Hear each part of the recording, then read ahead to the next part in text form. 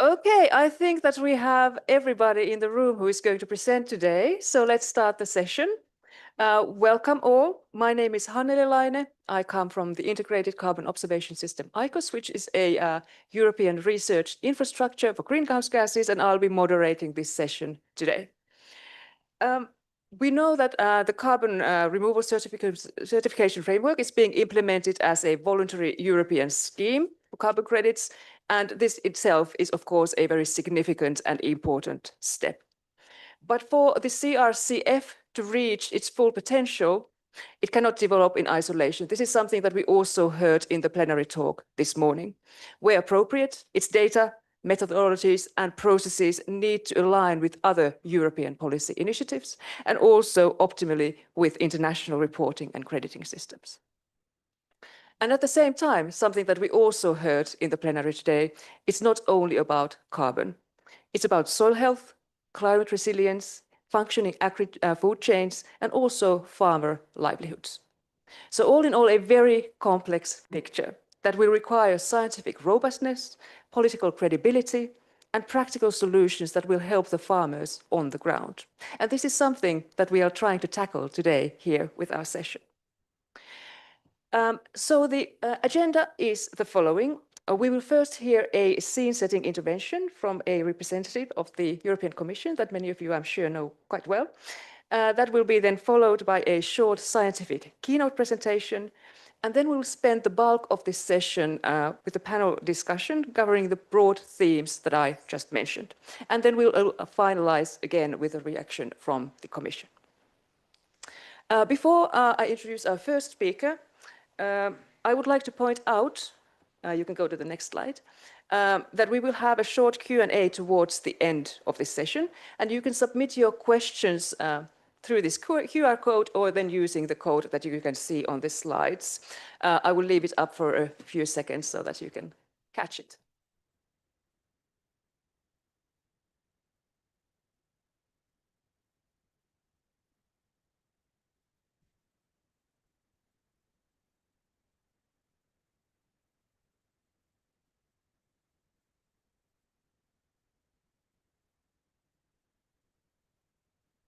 And now I think all the phones are down, so we can move on to the first presenter. So let us welcome to the stage Christian Holzleitner, who is the head of the unit responsible for land economy and carbon removals at the European Commission's Directorate General for Climate Action, and he will be setting the scene for us.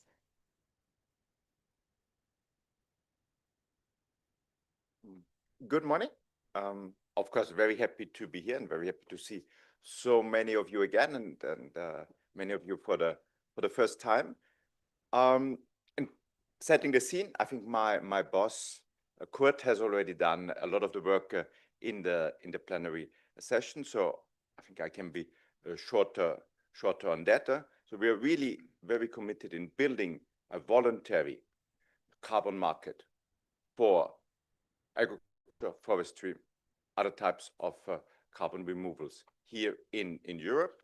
We see essential that we do a credible certification,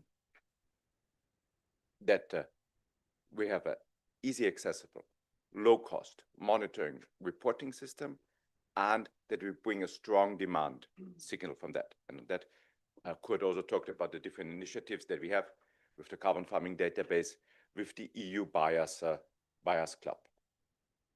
So maybe I go a bit into the monitoring aspects and how we see them. Why are we proposing this carbon farming database here? I think if we want to be successful, then everything we do about monitoring needs to be very well integrated with all already available data sources and monitoring systems. And of course, it needs to work in line and needs to deliver for these international standards, be it the Greenhouse Gas Protocol, be it the Science-Based Target Initiatives. So if you already look at our certification methodologies, we really don't want to develop our monitoring systems as a standalone system. They need to be integrated with what is already there. And they are the two important monitoring systems that already exist are the national inventories, national climate inventories, and in particular in Europe, it's the common agricultural policy. So if you look at our certification methodologies, and when we talk about the monitoring, we say, for example, we want to give preference for like soil carbon models that are already in the national inventories. Because where we need to go, and if we want to be successful, we need one or a harmonized soil carbon model. We cannot have, for the same piece of land, 10 different estimates. And we cannot have 10 different estimates at the level of CRCF and then at the national inventory level. So we need to get that together. And of course, by using one model there, we can reduce costs and everyone will understand it so much better. Another example that I can give is with the common agricultural policy, is we should use the same data. There's already so much data available. So there I'm very excited about a project that the Lithuanian paying agency is doing with live money. So they are working on a database that provides all the data that they have, including Earth observation, and makes that accessible for farmers that then want to join CRCF. So you use the already existing data. Again, I think a very good idea and concept. And then what we want to do with this carbon farming database, our idea is with our colleagues at the Joint Research Center, with the European Environment Agency, we want to provide a list of models, of tools, and say, okay, this can be used for that region, this can be used here, here, here, here. And also, if you look at what we're doing with our proposal for the certification methodologies for carbon farming, we already have these risk maps, both for soil carbon and for forests, for forest fire risks, and so on, that our colleagues at the Joint Research Center have developed. And we provide them for free for everyone that wants to get certified under CRCF. So, and also on this approach, we want to work further. And of course, the long-term vision is, of course, that we get to one harmonized monitoring system that works for all these different purposes that we have, both at the national inventory level, but of course, then also for a voluntary carbon market. So, and in that respect, I'm looking forward to learn some new ideas now over the next hour. Thanks a lot.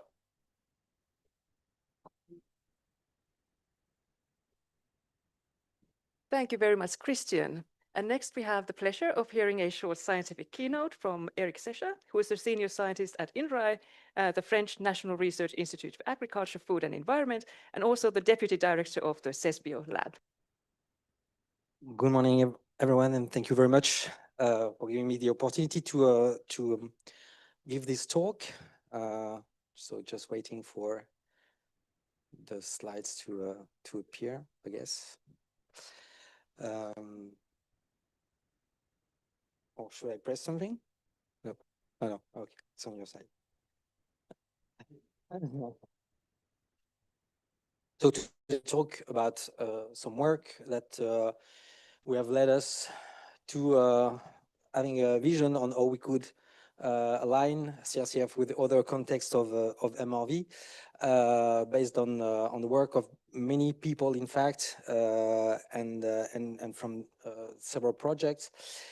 Just reminding elemental fact that monitoring soil carbon is not only about measuring or looking at what modeling soil carbon. It's an ecosystem issue. Why? It's because the soil carbon stock changes depend on different fluxes, CO2 fluxes with the atmosphere, lateral carbon fluxes, what is exported by the farmer at harvest, what is brought eventually as organic amendments. So the stock changes, they result from all those incoming and outgoing carbon fluxes from the field, and they depend on how much crop residues or biomass you put into the soil, and on how much is decomposed and released into the atmosphere. It can be assessed, the change in soil carbon, through different approaches, through what we call the carbon balance approach, where you try to measure or model the different components, so the photosynthesis, plant, soil respiration, and those lateral carbon fluxes. And for these, you can use instruments like flux tower sites, and you can also collect the activity data from the farmer in order to calculate annual carbon budgets. But you can also, of course, model those processes with what we call Tier 3 model, process-based models. And the last approach for monitoring carbon is, of course, digging in the soil and measuring the soil organic carbon content. And depending on the context of monitoring, the variability of data, etc., you will rely either on one approach or the other. I will come back to that later. So there are those different contexts in which we want to monitor soil carbon. So national inventories, the CAP, the voluntary carbon market with offsetting projects, scope reporting, and each of those contexts have their own requirements, rules. For instance, for the national inventories, you want to do assessment of carbon stock changes in time. At the national scale, you can rely on different tier approaches, while for the CAP, you also want to do this assessment with time, but you have to be at field level, but at national scale, and you have to combine that with remote sensing approach that are already used for the crop monitoring, for the subsidies. Voluntary carbon market has a different approach because you refer to a baseline in order to calculate carbon stock changes. You have to be at field level, regional, sometimes regional scale. You have to use tier 3 approaches, and it's recommended to use Earth observation to quantify the biomass that goes into the soil. And you need to provide some uncertainty assessment. And for scope 3 reporting, it's also based on tier 3, change of carbon in time, and also field level. And in fact, if you are able to do tier 3 modeling at field scale, but over large areas, and if you are able to produce different simulations with different references in time or in reference to a scenario, then you are able to monitor the carbon stock changes for all those contexts with a similar approach. And that's what we are trying to develop. And this has been assessed, analyzed in the context of different projects for some of those contexts of monitoring, and for all of them through ORCASA and through the International Research Consortium Soil Carbon Futures that has analyzed those things, those frameworks, those methodologies at an international scale, not only EU. So in order to decide which method you have to implement, depending on your purpose of MRV, if it's NDCs, voluntary carbon market, etc., because there are differences in data availability, model availability in the area you're working with, we have developed a decision tree, which I will not describe now, of course, because it's too complex, with a branch for each context of application. And we have published that last week in Carbon Management, and you can also find the description of this decision tree in this deliverable from ORCASA. But just to highlight, show an example of how it's supposed to work here. For the voluntary carbon market, for instance, there is a series of questions. For instance, you will start on, is it possible to do measure-remeasure at an acceptable cost? If yes, maybe you can eventually rely on measure-remeasure. If not, you have to rely on tier 3 modeling approaches. Is your field large enough so you can use remote sensing approach? If so, then you should use a remote sensing combined with modeling approach like parsimonious. And so by a set of questions like that, you can decide what is the appropriate monitoring approach for your local context and purpose. And we also developed a framework because we needed to harmonize the different methodologies across those different contexts of monitoring. And this framework illustrates how you combine the different data, the data flows, and the different monitoring approaches, but in a consistent way across those different MRV purposes. Just focusing on two things. Main focus for the voluntary carbon market is, of course, on the tier 3 modeling. There are different approaches in which modeling approaches that you can implement with or without remote sensing data assimilation. Based on soil models, based on ecosystem modeling with complex ecosystems that require a lot of input data relative to activity, etc., like classical agronomical models.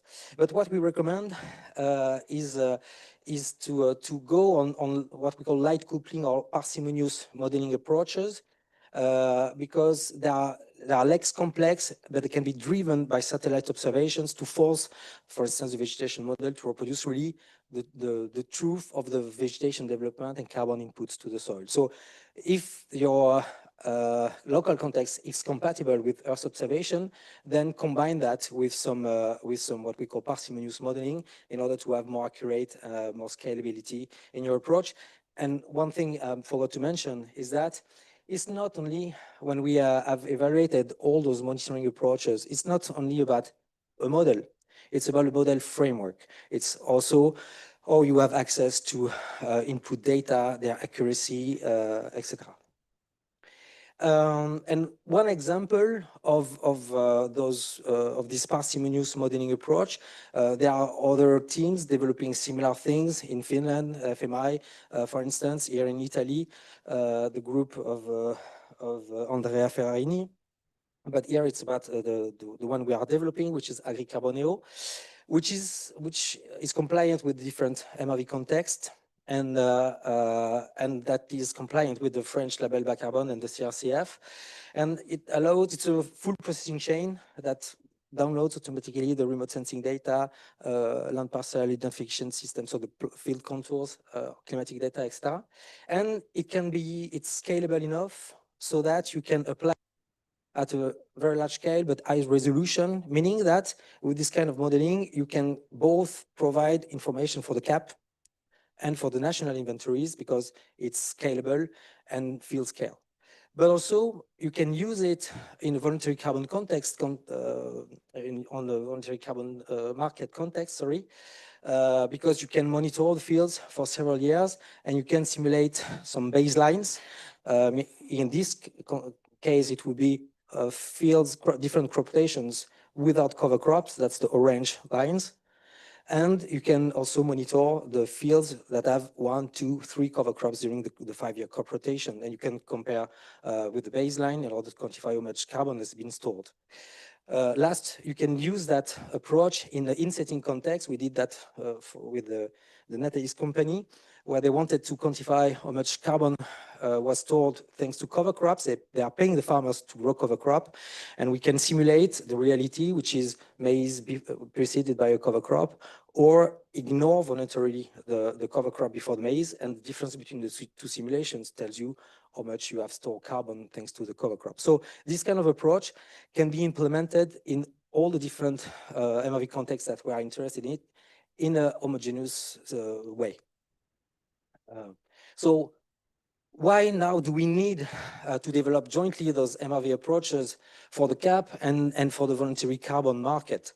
Well, because this kind of approach, in particular the parsimonious approach, they are more scalable, cheaper than other monitoring approaches. And you can refer to the cookbook, Orcasa cookbook, for more details. Also because the high resolution and scalability of those approaches is consistent with the monitoring of stock across the different contexts. And one interesting thing is that as we will do relatively exhausting monitoring of soil carbon stock changes with the CAP or with the voluntary carbon market, then we could reuse those results for the national inventories. So we are saving some efforts there and some money. And also it solves many technical and methodological and cost issues, because those approaches can produce all sorts of baselines that comply with those different contexts. The input data if we rely on the cap system, we can collect them only once. Christian just mentioned this project. I think it was in Romania, you said, in Lithuania, that proves that it's possible. And that would, of course, so it's about activity data, Earth observation data, field contours, and that would reduce a lot the cost of the monitoring and the administrative burden, both from the farmers and for the operators of the MRV systems. And it would allow, very interesting, to build a unique carbon registry for the offsetting project and the scope 3 reduction based on those LPIS data. And last, well, no, not last, almost last, and it would also allow a hybrid payment schemes, meaning that you could combine some carbon credits from the voluntary carbon market together with cap subsidies, and that would secure a lot the transition, because that will de-risk the transition. You could partly pay on practice and partly on results, and that will facilitate the transition. And last, joint efforts to develop those methodologies. Of course, they would speed up their development, their improvement, for instance, by having a consistent data collection by researchers, cooperatives, and companies in order to build databases that are used to evaluate, calibrate those approaches. So limits and solutions for the development of those methods and for the harmonization of the stock monitoring are the following. The limits: currently, no extensive access to the field contours and reliable key activity data. The nice thing I didn't mention with those parsimonious monitoring approaches, estimating remote sensing data, is you need, in fact, few activity data, less than in classical crop models, for instance. You could have that through the CAP infrastructure that already exists in many EU member states. But for this, we need to enlarge the license of the CAP activity data to the voluntary carbon market. There is a small bug. So only main crops and cover crops so far can be modeled with those approaches that are quite new. And that's why we have to speed up their development. And for now, if we want an operational system, when it's not possible to use those parsimonious approach, we could use soil-centered approach because they're already operational, so we can combine both of them. And the last problem is that there is a lack of in-situ data and observation networks with adequate protocols and representative of real-life conditions to develop those approaches. And so in order to solve that, we need some monitoring system that allow to evaluate the different components of the carbon budget, not only soil carbon, but also CO2 fluxes, biomass. And it has to be built on current observation networks, like soil monitoring networks, but we have to add data collection on activity and biomass at those networks. It's not done now, so they cannot be used to evaluate MRV tools. We can build on ICOS network. They measure all variables that we are interested in, and it is little adjustment of some of the protocols, so they are fully compliant with those parsimonious approaches. And last, we can rely on living lab or observatory networks, like the one they have in Finland, for instance, the Finnish Observation Network, or that's the one we have in France, near Toulouse. And I will skip this one. And so the key messages to conclude are that there is not a unique method for monitoring soil carbon, of course, but it's possible to monitor it across different MRV contexts with a harmonized approach, harmonized framework, sorry. And we recommend to combine modeling with remote sensing through the parsimonious modeling approach, whenever it's possible, or by using a soil-centered approach driven by satellite observation of the biomass. And for developing those approaches, we need a consistent monitoring network adapted to this kind of tools, field scales, real-life conditions, and we need a joint development of those approaches between the voluntary carbon market and the CAP, because it will represent many advantages reducing reusing the existing CAP data infrastructure. It will be cheaper for the monitoring, less burden. Hybrid payment schemes would be possible, and it would allow a unique multi-context carbon registry, and the numbers produced for the CAP and for the voluntary carbon market could be reused then for the national inventories. And that's it. Thanks.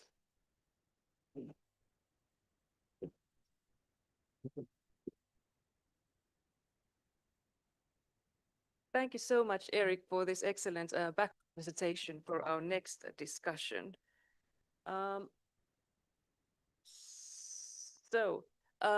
We are now going to continue with the panel discussion, and I'm going to introduce the 5 speakers that we have today. First, we have Suzanne Reinders, and she's from, please, you can come on the stage. She also comes from INRA, like Eric, where she acts as the head of the International Priority Program, Soil and Climate, and she also leads the Soil Carbon International Research Consortium, Soil Carbon Futures, which I'm sure that we'll hear more about during this discussion. Next, we have Tjerk Terpstra, and I'm very sorry if I mispronounce your name. He's a policy coordinator at the DG Agri, working on the carbon farming and energy policies. Please, you can step on the stage. And he has long experience in agricultural policy, besides within the EU, also national level, both within and outside of Europe. Next, we have Hélène Lemaitre-Curie. She's the executive secretary at the International 4 per Meal Initiative.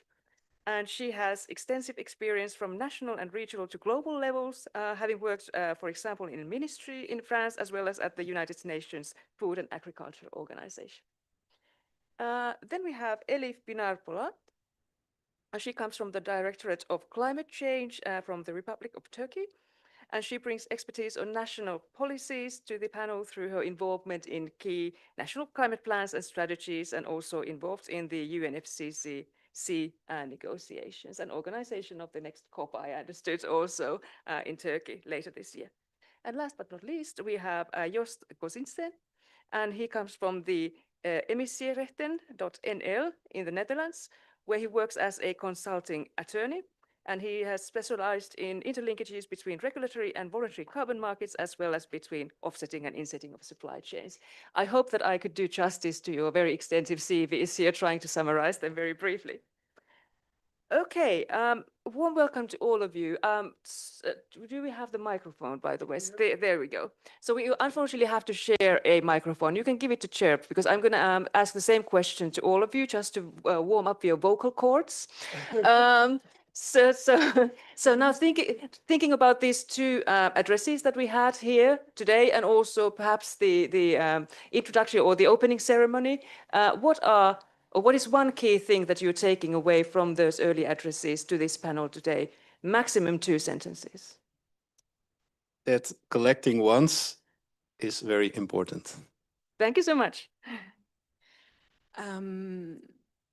I think there's an urgency to do things together, and that's why I think it is important to do things with partners internationally, and also with the different frameworks, be it NDCs, voluntary carbon market, insetting, and so on. Excellent, thank you. For me, those aspects were also very interesting, in particular the aspect on collaboration, but with the challenge of fostering a transition that is exponential and not just linear. That was highlighted. And for me, it's a challenge to see how the different type of instruments we are going to discuss today are able to foster this exponential transition and adoption. Thank you. Thank you. For us, the main important things is the collaboration, consensus, and action. Now, in globally, time for implementation. Thank you. Thank you. Yeah, for me, the sentence will be the combination of all the values of healthy soils justify blended finance. Thank you so much. So we're looking forward to hearing about these topics further in this panel discussion.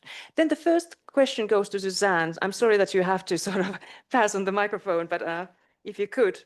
So we thought that we would start with data. So this brings a link to the previous presentation also, but it is one of the bases of the MRV system. Anyway, we need reliable data to have a trustworthy system. So in your view, how can we best organize the sharing of data needed to generate the indicators required to several carbon farming support frameworks? Well, thank you for the question. Well, I think that from what we heard from Christian and also from what Eric said, it is essential to reduce the fragmentation between the different schemes, reporting schemes, be it the CAP, the national initiatives, the private markets, because they all track the same physical carbon pool, the one in the soil.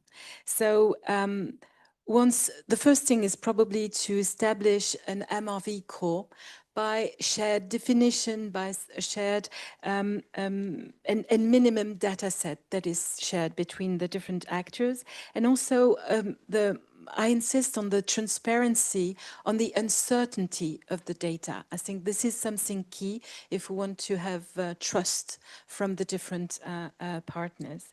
And I was happy to hear that there was in some countries already things going on for sharing those data from the CAP with the FMES and so on together and applicable for the CRCF, because that means that we need those interoperability layers that are key to address those questions.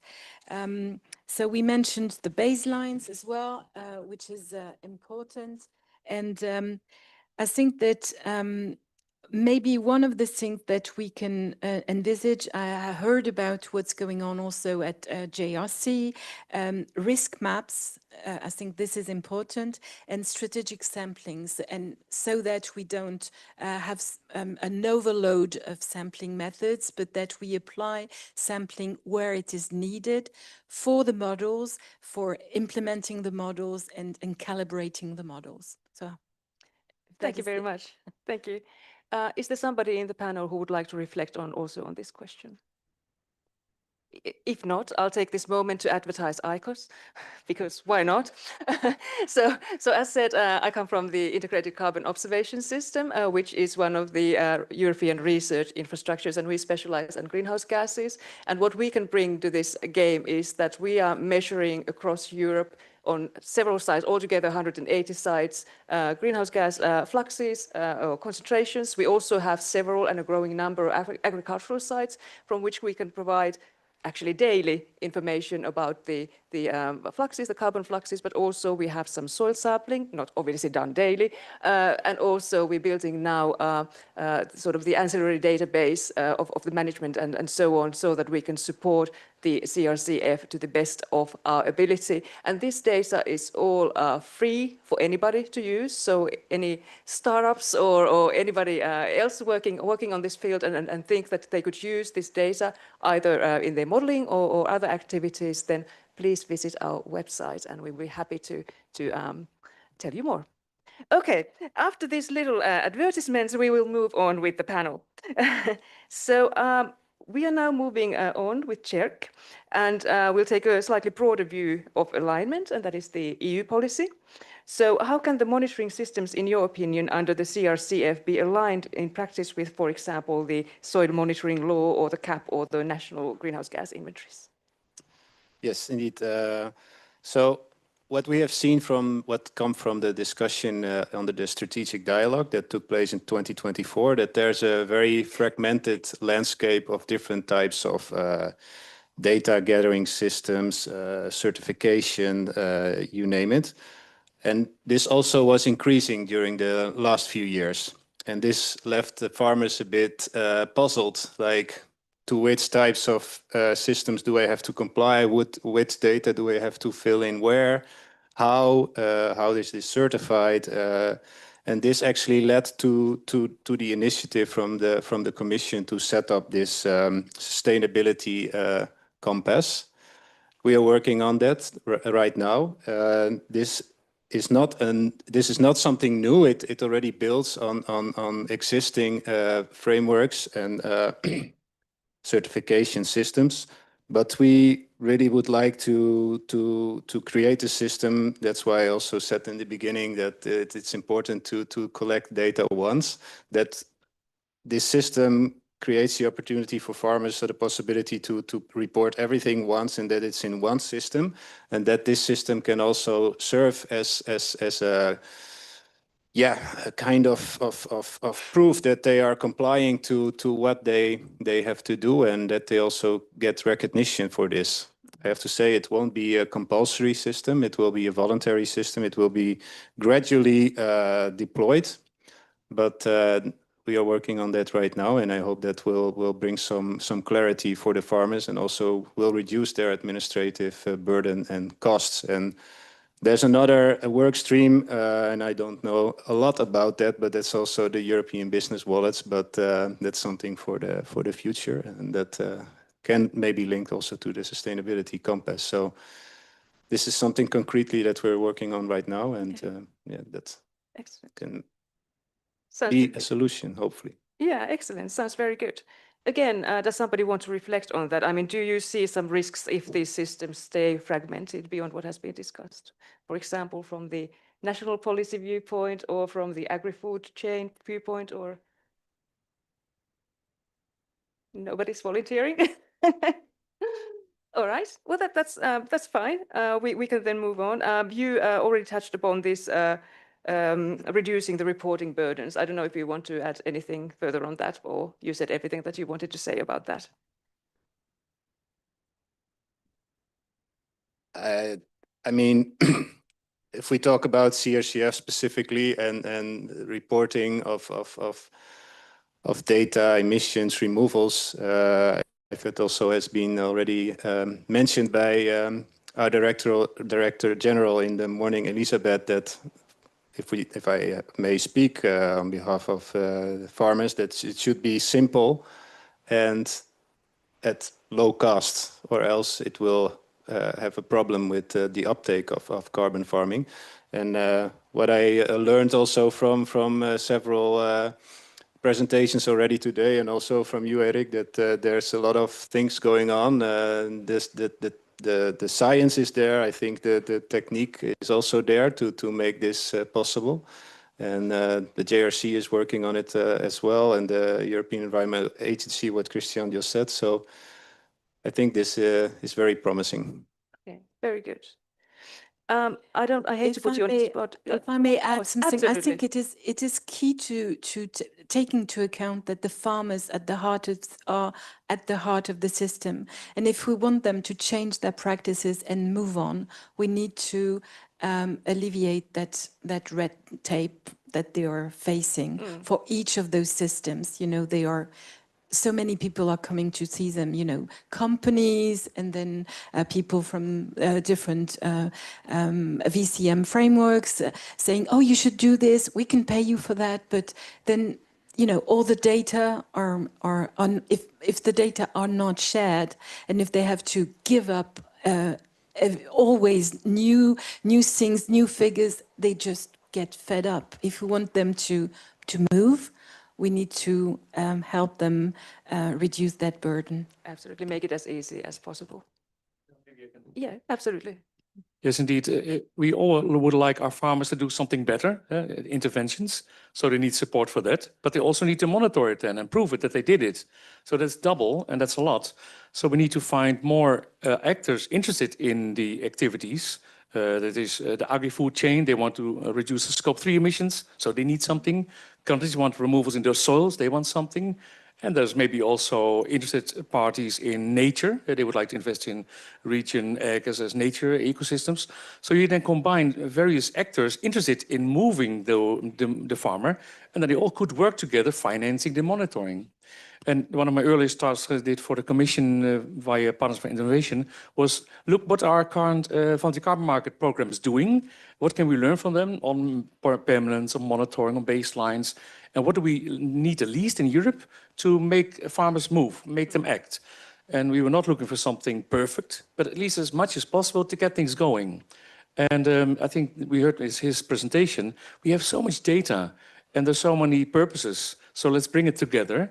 And the specialty, maybe I'll say a little bit about the typical voluntary carbon market compared to a Paris Agreement, is that this is not just a carbon credit mechanism. It's a mechanism in the middle of a whole climate policy framework in the EU.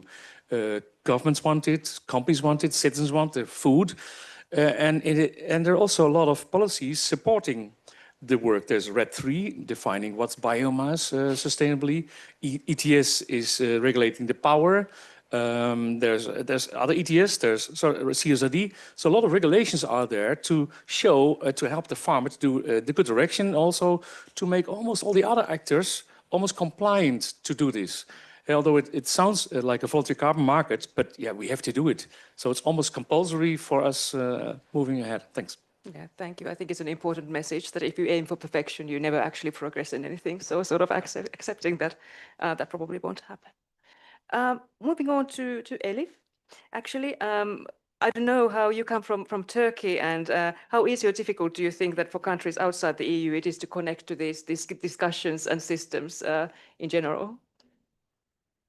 In Turkey, after the Paris Agreement ratification, we enhance our policy framework we submit our climate law, and also we prepared our pilot ETS system. That's why it's related with of course, we have a really good relation with the EU and the biggest market in Turkey. That's why we always follow this EU regulation and they align with this one.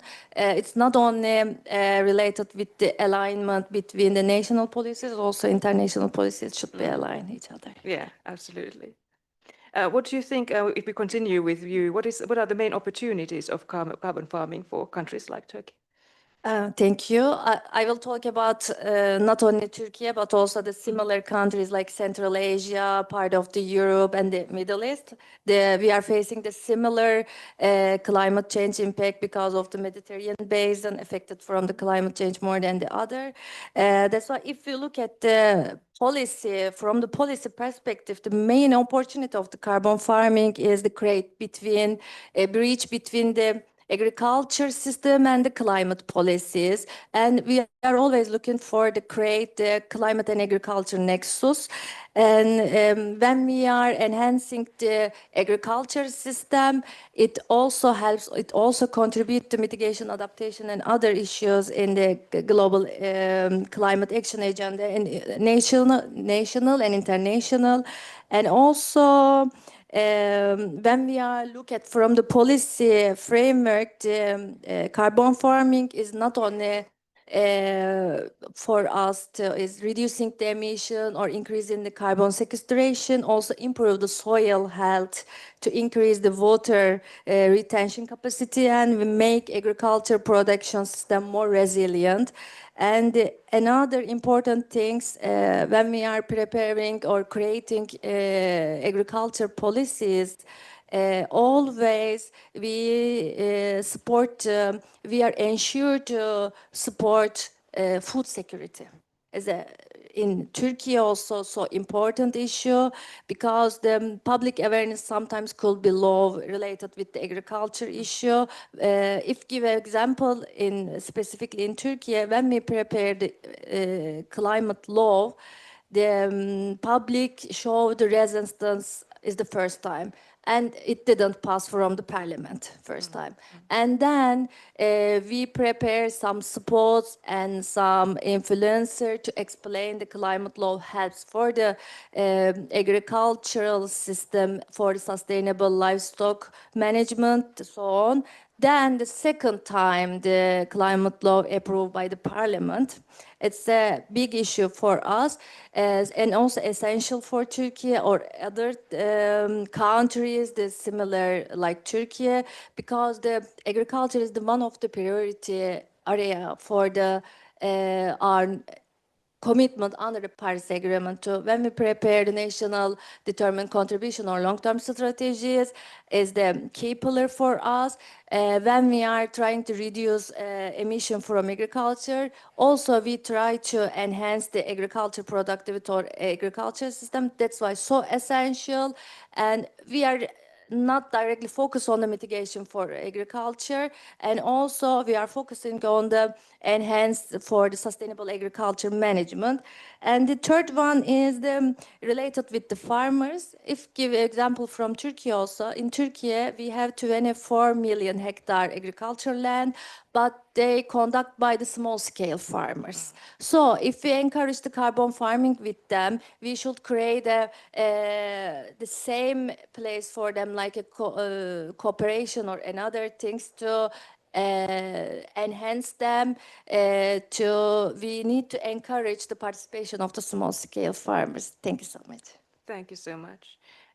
So that we don't keep Ellen all quiet here, so maybe from your international perspective, how does it sound what has been discussed here? I mean, are these the kind of things that the different countries are facing, or are there similarities, differences? Yes, I would like to illustrate 2 points that were mentioned before, in particular by Suzanne. I think one very important aspect we can learn from our international perspective is the challenge there may be to foster a large-scale farmer participation. We mentioned in the introduction that we need change to be exponential. This can only be achieved if, through a combination of policy instruments, we really foster change at scale. And the question is how the offset mechanisms and the carbon credit mechanisms can play a role in this, in accelerating this large-scale transition. And as you know, the 4 per 1,000 initiative is a multi-actor partnership, 10 years old, and we really try to foster exchange of experience between all our different partners, being private sector, NGOs, research organization with strong collaboration with Soil Carbon Future in particular, and countries and regions. And in this case, I just wanted to illustrate 2 experiences that were kind of in a different context, because it's the experience of the Alberta carbon offset credit and of the Australia one. And those are some of the oldest schemes that have integrated agricultural carbon crediting schemes. And it's very interesting to see that they have lessons learned that we can probably share with other crediting schemes. In the case of Alberta, so 2007, very early on, and the dynamic of this scheme was to integrate compliance markets. So the farmers were allowed to produce credits that were used in compliance markets with different type of practices being recognized with standard factors and recognized by the governments, with protocol being officially adopted by the government in Alberta and then verified. In this case, there were several protocols recognized, but the main one and the one which has been more disseminated is the one which started in 2007 with no-till practices. And what happened is that research evolved, and it appeared that no-till practices alone were maybe not enough to guarantee the abatement in carbon and increase in carbon storage. So they transitioned towards a conservation agriculture protocol.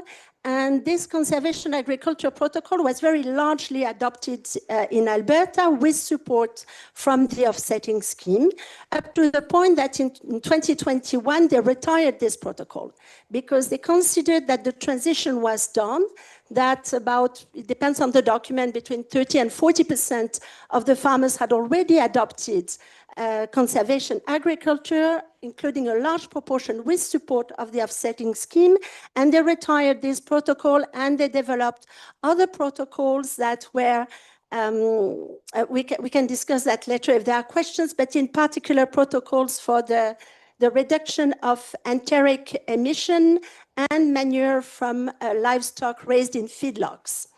What's also very interesting in the Alberta case is the way they articulated, which may not be what the EU wants to do, but it's an interesting perspective. They really define this carbon offset as complementary to the other type of credits that we're generating, in particular for biodiversity restoration. And so it was an additional measure.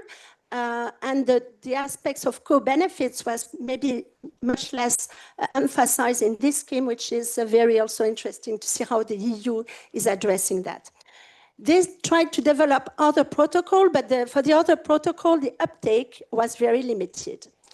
In the case of Australia, they also started with the carbon offset in compliance mechanism, but very quickly, because the national policy changed, they also opened this carbon credit into voluntary carbon markets and even developed a market that farmers could sell to the government carbon credit through carbon abatement contracts at a fixed price for long duration.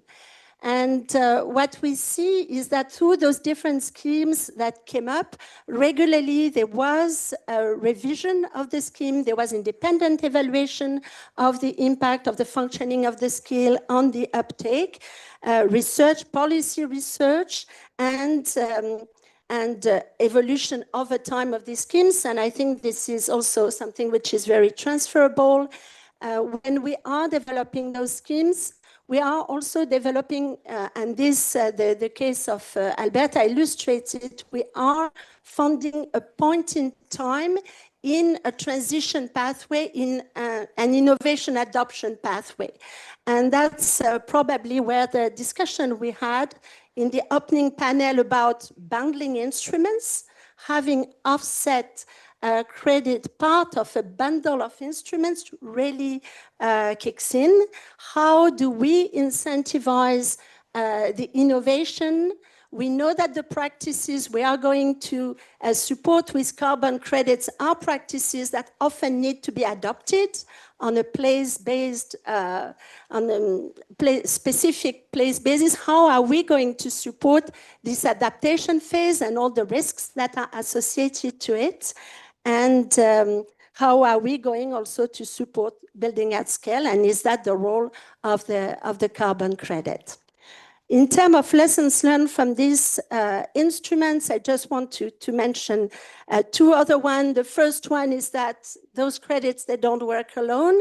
A strong recommendation from both schemes are really to associate incentive for farmers to access expert agronomic services.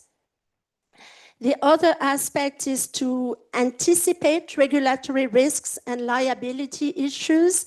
In the case of Alberta, the fact that a protocol was discontinued, but also some of the monitoring system didn't function originally as well as expected, and there was invalidated credits that covered costs for farmers. All those aspects of increased the uncertainty for farmers and really also decreased uptake afterwards. Another, just as maybe as conclusion, 2 points learned from those schemes. The first one is to manage farmers' expectations. It appears in those schemes that some of the protocols that were proposed were actually, once the innovation phase was finished, completely profitable for the farmers, cost efficient, time efficient, and those co-benefits and the benefits for the farmers, they also need to be monitored because they also need to be part of the discussion. And more broadly, it's important that all those innovations, monitoring schemes on very technical aspects are completed with research on what are the factors that farmers take into account, how are they assessing risks, and how does it evolve through the different mechanisms and protocol we put in place. Thank you very much. I see that Chair has been writing down lots of things. Do you want to comment or? Okay. No, I don't want to put you on the spot unless you want to. Let's then move on to a little bit different type of a angle. So, Jos, you have been working with international agri-food value chain. So how do you think, how can carbon farming play a role in this? Yeah, so some of the big players, they like Mars this morning, they have targets. So they start at least with some finance for farmers. Of course, they're requiring for permanence. So if you have a few years farmer doing new interventions, Mars would like the farmer to continue doing that or keep on monitoring that. That's also part of the CRCF scheme. So what you see now, it's all small tests, small pilots. And I think that's maybe the second part of what you would like to ask me. I think, will this help nations meet their targets? And it's really a challenge for all countries in the world, I think, to subtract bottom-up reductions from projects from top-down aggregated numbers. That's very difficult. It's not easy done. And that's why there's at the moment through CSRD and the CRCF the focus on how you call it, how do you call it, 1 and 2, not tier 1 but the other one, no, not scope. Oh God. Okay. Now the focus is on have real numbers on the ground. You need to have samples, etc., etc. How you call it? Number 1 project. How's it called? Primary data. Exactly. Thank you. The focus at the moment, we need primary data. Companies want that. And that's difficult because that means a farmer first needs to have a real baseline to show the real intervention. That makes sense. But I think in the future, we should not rely only on primary data. It's not doable. So that's why we're looking for the CRCF for as much as possible standardized baselines and to have models. You showed a lot. And in the end of your work is a registry. Everything needs to be in there for everybody available. And it should be aggregated numbers in the end. If you look, for example, on forestry in the Netherlands, we don't measure all trees, we measure some, but we have statistics. So I think statistics is the best way to help countries meet their targets. With good knowledge, of course, you need to have an idea how to get the numbers of soils. But the work what we will do now the first 3 years on primary data is very important, but relax, it will be more easier in the future. But we need it for now. That's why now we will work with the Buyers Club that will help to create these new investments. And maybe in the future, 5 years, it may be part of a compliance market. Although I may say a little bit about it. But in Alberta, indeed, the farmers were embedded with the compliance mechanism with industries. Of course, I'm always very much in favor of compliance markets. But would we really want to see a link between carbon farming and ETS, industry and energy? Maybe not. It's very important that we get the compliance and compliance also for retailers, supermarkets, the whole agri-food chain. We also need to have reduction targets there. We need to make them responsible for decarbonizing that scope. But that can also become a compliance market. We were sometimes thinking about ETS3, maybe in the agri-food chain, maybe for fertilizers companies. So we need to find a way to get compliance there. It will look different. But what we're doing now is almost compliance because we need it anyway. So that's maybe hopeful for the future. We need to have a lot of primary work now, project per project, but we need that to have a more easier job later. Well, thank you very much. I think we're unfortunately running out of time, but I do want to give Suzanne a chance to comment. So she comes from an international scientific organization, Soil Carbon Futures. So how do you think that such organizations can help shed light on the political and legal issues in Europe, while at the same time also supporting other countries by sharing international experiences? Okay, so I'll be very short. What we have built in Soil Carbon Future is thanks of the European Commission and 2 coordination and support actions, CRCF and ORCASA. What we have done within and what we are aiming at within that international group is to bring scientific expertise. So we are kind of the research arm of an initiative such as the 4 per mil one.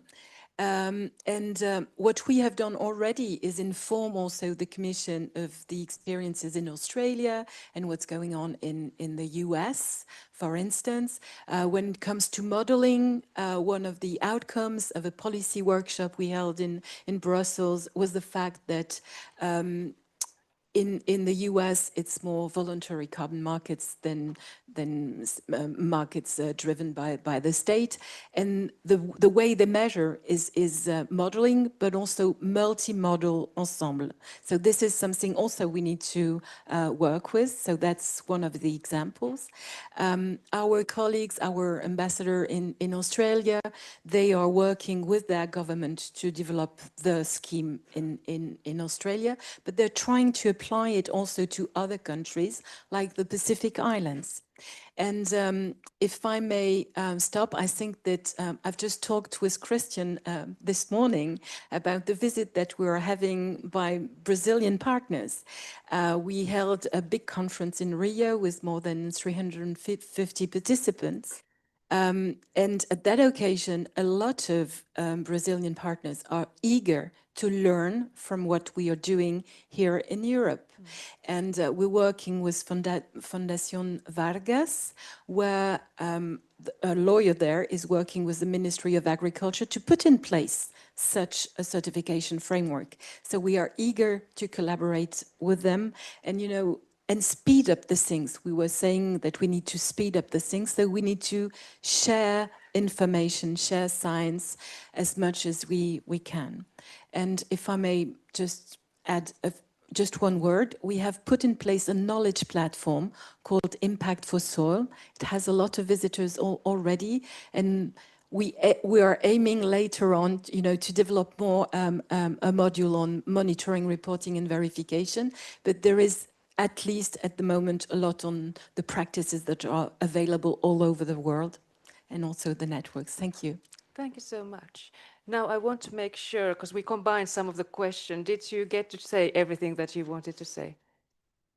If I can just Briefly, mention three briefly, ongoing yes. initiatives. Yes, we think it's there is a lot of expectation to learn also from what the EU is doing. And I just want to mention three ongoing initiatives that the 4PMIL is part of. In particular, plans to accelerate solutions, which were launched at COP30. For example, the Global Carbon Harvest Coalition that, as Suzanne has mentioned, has Brazil, but also Kenya and India, and led with CGR as scientific coordinator. The RAIS, Resilient Agriculture Investment for Net Zero Land Degradation, that is also strategically advocating for public and private investment in climate resilience agriculture and restoration in degraded land. And in this regard, I think it is important to speak about the climate COP, but it's also important to see that the COP and desertification, with its objective of getting to the zero net land degradation, is very interested in this financial mechanism and on carbon crediting as in particular at what the EU is doing in terms of restoring credibility about the schemes and restoring confidence in this scheme, integrity, that Can we maybe a little bit summarize? I mean, if you, yeah, okay, thank you so much. So I think we can really collectively support those processes and inform those processes. Thank you so much. And Jos wanted to say. Yeah, one more remark. Of course, the voluntary carbon market doesn't have a very good reputation at the moment. Huh? So that's true. So this really should be a very credible, verifiable system. But some are saying, is it what we're doing not weaker than the Paris Agreement's Article 6.4? But it's completely different. I have to explain that. If you do a project in a developing country, you really look at that project in isolation. You need to deal with everything in that project, that it doesn't lock in fossil fuel, that it leads to zero in the end, etc. A lot of, because you're not sure if there's enough regulation for companies, for investments, etc. But in the EU, as I said earlier, there's so much framework around it that protects and that gives a wider view on the region, on energy. So there's so much more. So we can do with lesser specific project-based rules because we have much more. So it's good to realize that. And also the purpose of the voluntary carbon market in Europe is very interesting. It is meant to help countries meet their target. Something completely different. A voluntary carbon market was something when you fly, you offset. Now we really want to use the voluntary carbon market to help countries meet targets. So that makes it very special. That's why we have to move cautious, but very transparent. But action is much more important, and in general it's about our food. You know, it's very important. Why should we not use the carbon market for that? So maybe that action helps us to feel more relaxed on what we're developing here in Europe with the CRCF. Hopefully, thanks. Thank you very much for this interesting addition. Then I don't know if Emmanuel, you have been following the questions, or I can just ask them directly from there. There is a winner. Okay, so let's move on to the questions. I can read them aloud, and whoever wants to answer can put up their hands. And also Eric and Christian, if you want to contribute, feel free. So the first one is, can EU or nations publish in standardized structure already available farms data, in brackets, boundaries, fertilization, cover crops, tillage? Who would want to take this one?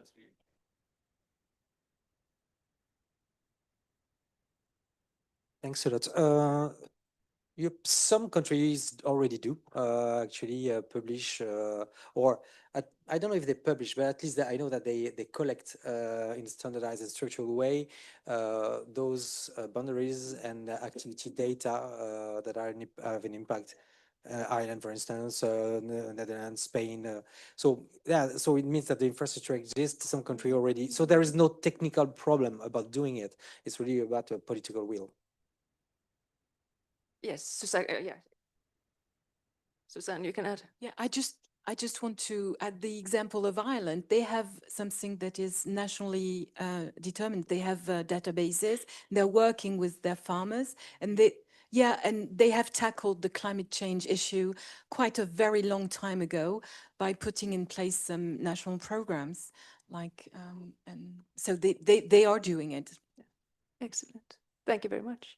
Then the next question, if all data is free and open, who do you suggest would pay for the data generation and how do you allocate the benefits? Well, in terms of ICOS that produces free and open data, it is our member countries. So the European countries have decided that they want to come together. It's important that we have this common greenhouse gas sort of measurement infrastructure, and they are paying annual membership fees because they think that this is so important to provide the standardized open data. But when it comes to the other data, does somebody else have any suggestions or millions of euros that you want to get, dig out of your own pocket? Well, I mean, the main issue is really about activity data. And in fact, it's not only about collecting, actually, because we heard that there are already some countries that are doing it. The real issue for the CRCF or for accurate monitoring is actually to have reliable activity data. It means that once we have collected the data, you need someone, an expert, to analyze the data, the activity data, to make sure that they are consistent, reliable, that they make sense, and that's the difficult part. And for now, no one is really doing that apart from MRV operators, but it's super costly, and that's why it's really a challenge to reduce as much as possible the need for those activity data. That's why some of the methodological choices that we have to do in terms of which monitoring approach we have to implement for the CAP, for the voluntary carbon market are essential. The ones that we are promoting, I mean, when we say we, it's different projects in Europe, are, as they are relying on Earth observation, they are very little data demanding in terms of activity data. And that reduces also the uncertainty on the final calculations of the carbon stock change. So at least, so in fact, the challenge is not really on who is doing, or is on both on who is doing it, but also how to do it, and choosing really the adequate data that we have to collect to reduce the burden for the farmers and to reduce the cost of the whole monitoring approach. Absolutely. Thank you so much. I think that we have time for at least one more question. So how will the Commission and/or the CRCF take into account data and modeling discrepancies between the member states? Can a single model or standard be created? Chair or Christian, do you want to take this one? I think we also need sector organizations, like a dairy sector is helping with the numbers. Oh, sorry. I think we need to ask help for sectoral data collectors, like the dairy industry is helping all farmers to have comparable data. So member states will differ, that's true. But on soil, we don't need it. It mustn't be very different. We have Earth observation measurements, so slowly we will get comparable data, I think. And even on the permanence and on the buffers that can be coordinated. So I don't think on carbon farming, there's not a member state risk, I think. Also, some member states are more advanced. In the Netherlands, we've done a lot of work, years, with the carbon content of the soil because of derogation, and we use the ROD-C. So there's a lot some member states have, some don't, like Brazil doesn't have that yet. So, but how we can get the expertise of one country to another, I'm not so sure how we can do that. You can maybe fill that in. Oh, sorry. Do you, Cristiano Cerpo, do you want to comment? You don't need to, but if you...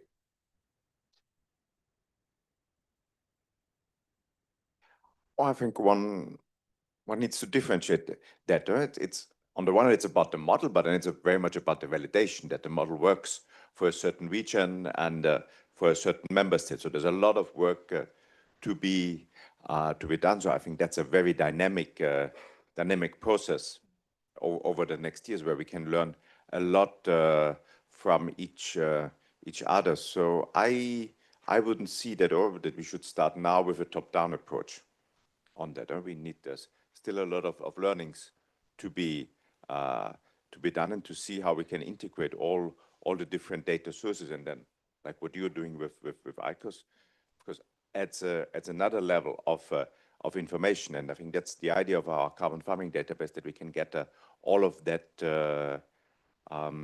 together. And I think it also depends so much on on the type of soil. If you think about peatlands, organic soils, it's something else than mineral soils, than forest soils.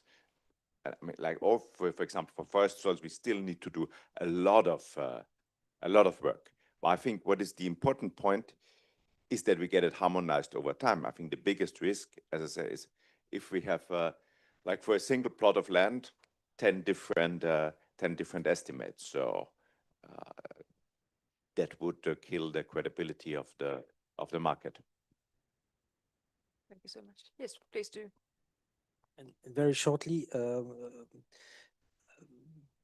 going in the same direction of what was you were saying about harmonization.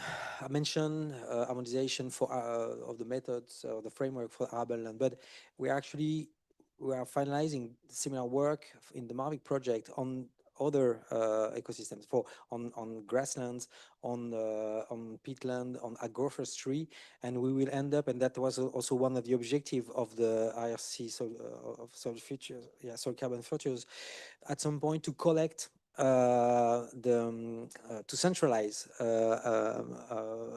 harmonized frameworks and decision trees, so that we internationally agreed upon the way of doing things, and so that we even across ecosystems, we have a more harmonized approach for monitoring soil carbon, but also greenhouse gas emissions. And my last word would be, we are talking a lot about carbon, also a bit about biodiversity, but one of our main objectives is to be climate neutral. And for this, we have to account also for other greenhouse gases. Of course, we're all aware of that, but there is an elephant in the room that we are not talking a lot about. And of course, I have to say it, is that there are other processes that will, because of the changes in carbon farming practices, that will impact climate, like surface albedo. And there are more and more papers now coming out. I'm very happy of that, because I've been pushing that for a long time, that it is as important to account for in terms of climate mitigation than carbon storage or greenhouse gases reduction. And now we don't have any policy about it, because the climate modelers are not able to simulate carbon farming practices, meaning they cannot quantify the climatic effect. And because of that, we don't have any policy. So there's a problem there. We have to tackle it, and there are some solutions, and happy to talk about it with you anytime. Well, I'm very happy that you ended with that there are solutions, so that always brings confidence. Hey, I thank all the panelists. Let's give them a round of applause. And then I would like to invite Christian back on the stage to give his reflections on this session.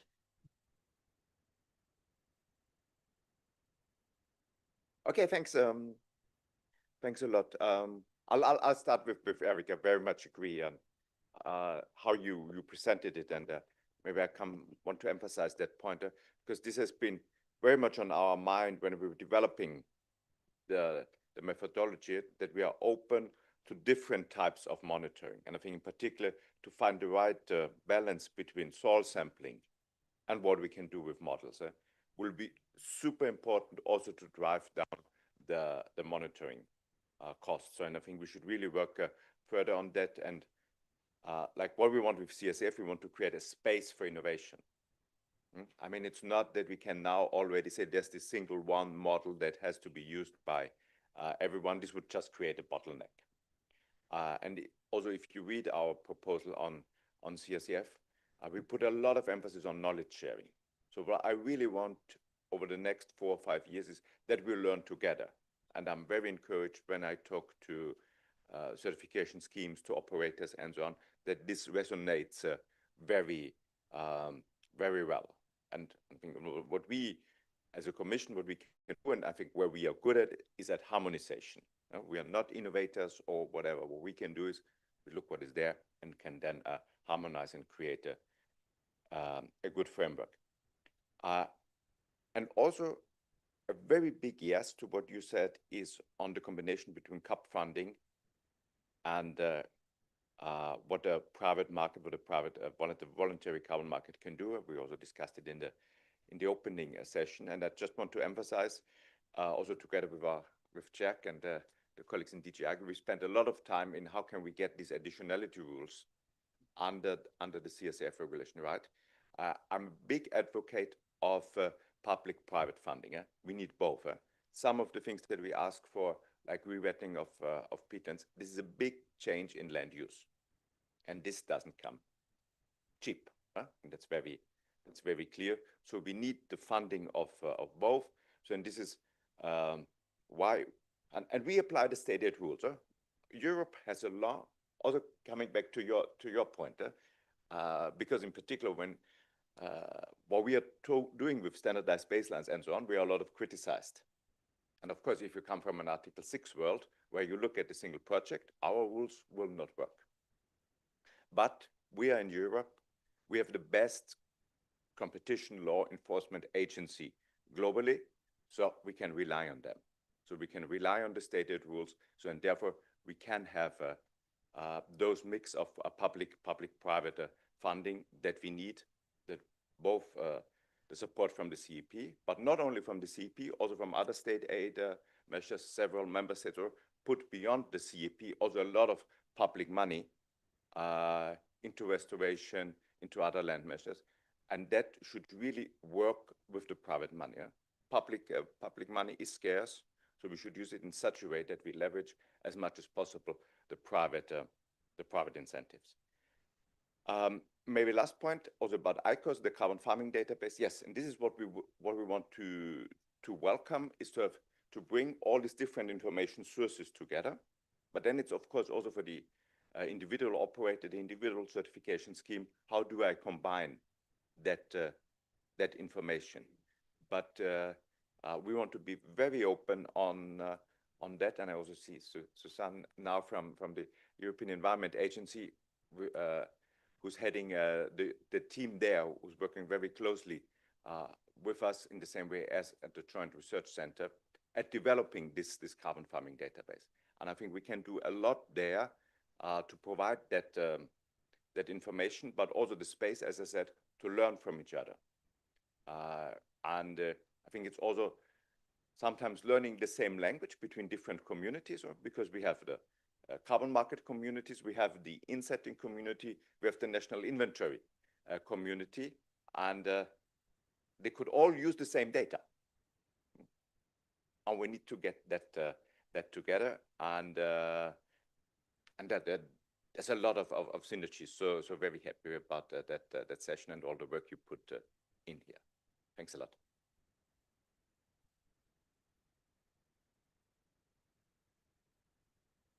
Thank you so much. I don't think that I have much to add there. Thanks to all the speakers, thanks to all the panelists, and I'll be your favorite person and let you go to lunch 5 minutes early. Enjoy the conference.